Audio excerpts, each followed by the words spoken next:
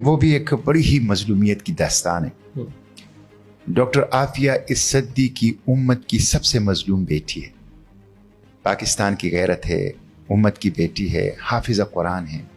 اور میں پورے ثبوتوں کے ساتھ اور پوری دل و دماغ کی یکسوئی کے ساتھ یہ کہہ رہا ہوں کہ بالکل انوسینٹ ہے. وہ 9/11 کی وکٹم ہے اور وہ وار آن ٹیرر کی کولیٹرل ڈیمیج ہے.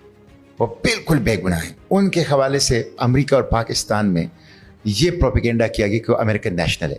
وہ قطعاً امریکن نیشنل نہیں ہے. اس نے گرین کارڈ کے لیے بھی کبھی درخواست نہیں دی. وہ پاکستانی سٹیزن ہے. ان کے بارے میں یہ کہا گیا کہ وہ القاعدہ کی ماتا ہری ہے، لیڈی ٹیرر ہے، لیڈی القاعدہ ہے، القاعدہ موم ہے، ٹیرر موم ہے.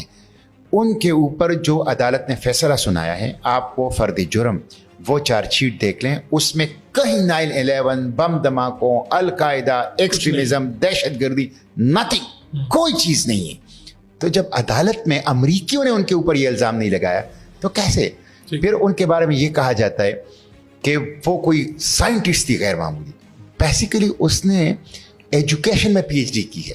اور مینٹلی ریٹارڈڈ بچوں کی جو ایجوکیشن ہے، یعنی لرننگ تھرو امیٹیشن، یہ ان کا سبجیکٹ تھا. اس میں اس نے PhD کی. اس کی وجہ سے اس کی نیورولوجی کے ساتھ تھوڑا سا کنیکشن بنتا ہے، لیکن ایز سچ وہ سائنٹسٹ نہیں ہے. تو پھر کس جرم کی سزا میں؟ اچھا، پھر یہ کہا جاتا ہے کہ وہ ڈائمنڈس کا کاروبار کرتی تھی اور فنڈنگ کرتی تھی.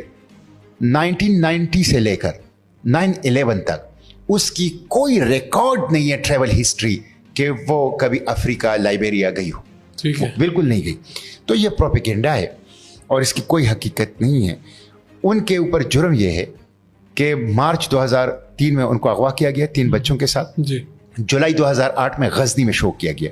اور جب غزنی میں شو کیا گیا تو غزنی پولیس نے اس کو گرفتار کیا. اور غزنی پولیس اسٹیشن میں جب وہ تھی، اتنے میں امریکن پہنچ گئے کہ ہم ان کو انویسٹیگیٹ کرنا چاہتے ہیں. ڈیورنگ انویسٹیگیشن امریکن کہتے ہیں کہ انہوں نے امریکیوں سے وہ بندوق چھین لی اور اس کے اوپر فائر کیا 2 گولیاں، جس سے نہ کوئی زخمی ہوا اور نہ کوئی مرا.